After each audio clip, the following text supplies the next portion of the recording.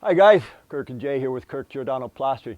Today I want to answer a question. A fellow emailed me and says, hey, I just had an interior chimney done and the corner bead is showing. What's right? Because he says the corner bead has to show, but I seen in some of your videos that you cover it, blah, blah, blah. Let me explain some typical stuff about the corner bead, guys. First of all, this corner aid, let me show you a corner aid. This stuff is galvanized. They take steel and they dip it in some containers and galvanize it so it won't rust. Anyhow, so when we apply our finish on that corner, it gives us a guide, something to stop to. We've got to have a guide, guys.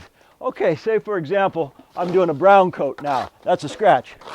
Just say for the sake of this video, I'm going to brown out a little section, which by the way, I am going to brown out this little section. All right, I'm going to get both sides, then I'll answer that question. Okay, we're browning out. Now, as a rule, there's a brown coat. Now, that corner aid is covered, but if you really want to cover it a little bit better, what we generally do is we put a little fat on it, meaning if this had a scratch coat, I can put a little bit more fat on it. Just add a little extra mud, or I can add it this way. So now we're giving that corner bead 1/8 of an inch of mud on it. If, for example, say up here, we allow this corner bead, say what I'm going to do here, I pull it off, now it's exposed.